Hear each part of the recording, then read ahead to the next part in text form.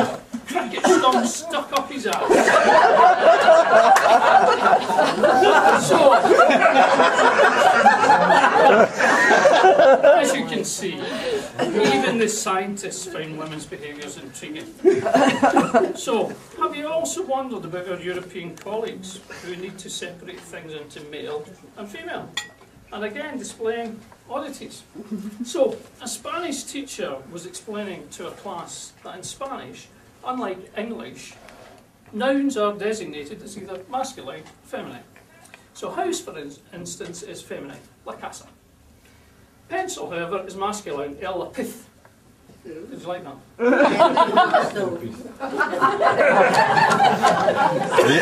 Are you taking lapith? A male student asked, what gender is a computer?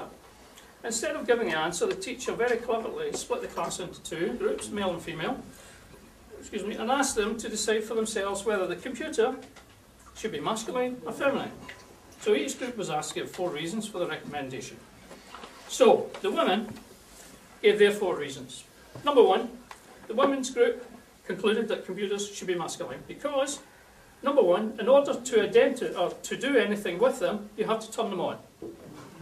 Number 2, they have a lot of data but still can't think for themselves. Number 3, they are supposed to help you solve problems, but half the time they are the problem. And number 4, as soon as you commit to one, you realise that if you had waited a little longer, you could have gotten a better model.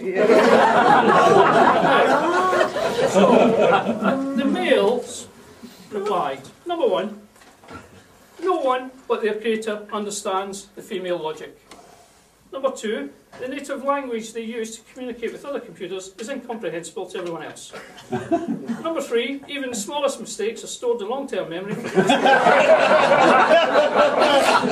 4, as soon as you make a commitment to one, you find yourself spending all your money and then paying for all the accessories with it. So, you can judge for yourselves. But one other thing the lovely lassies do well is they meet up and they socialise with their girlfriends. Doing lunch, doing coffee, going for a chat, just nipping round to get my nails done, off to jazzercise. They always seem to be going somewhere. When we go to the pub, it seems like we are the bad guys, typically male. But again, science comes to our assistance, and there's a warning. So,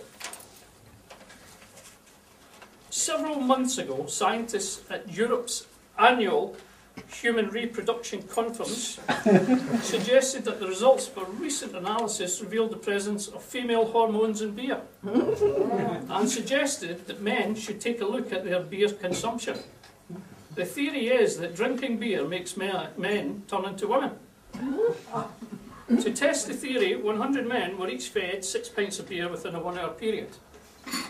It was then observed that 100% of the men gained weight, talked excessively without making sense, became overly emotional, couldn't drive,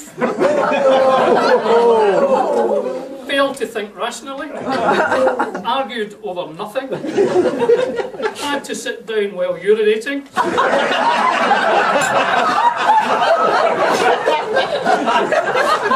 they couldn't perform sexually, and refused to apologise when wrong. No further testing is planned.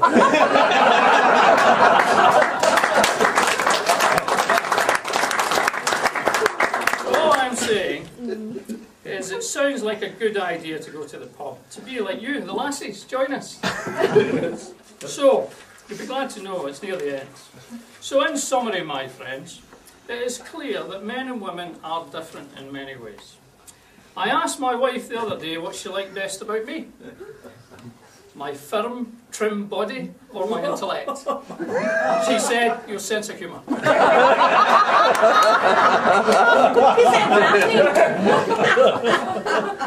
wrote something else in it, but I can't. So, in writing this toast to the lassies, I couldn't help but notice the differences between lads and lassies. Not the obvious differences that make them so pleasing to the eye, but the more subtle differences, such as a successful man is one who makes more money than his wife can spend. A successful woman is one who can find such a man. Men believe they have the last word in arguments, but actually, women have the last word. Anything a man says after that is the beginning of a new argument. So a man has 6 items in his bathroom: a toothbrush, shaving cream, razor, a bar of soap, a towel, and maybe the towels from the Holiday Inn, not sure about that. But the average number of items in the typical women's bathroom is 337. A man wouldn't be able to identify most of these. And finally, children. A woman knows all about her children. She knows about dentist appointments, best friends, and favourite foods, and secret fears and hopes and dreams. A man is vaguely aware of some shop people living in the house.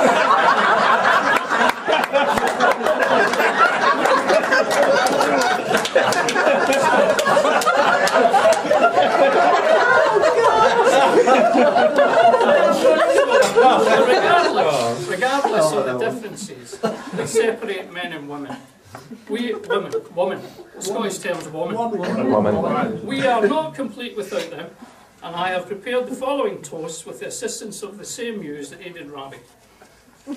A toast to the lassies then. Together we stand here in praise for the women around us in our days. Like Robert Burns, he once knew that we love our lassies, though he had more than a few. When in our arms they bring us untold pleasure, these are our lassies, for they are true treasure.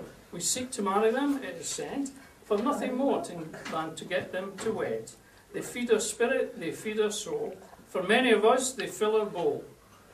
They care for us, they keep us well, though occasionally they make it feel like heaven.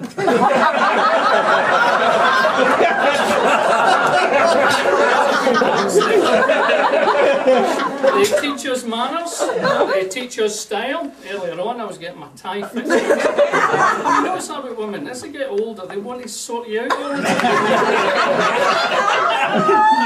You can't go out looking like that. So they improve with age. It hasn't worked, Willie.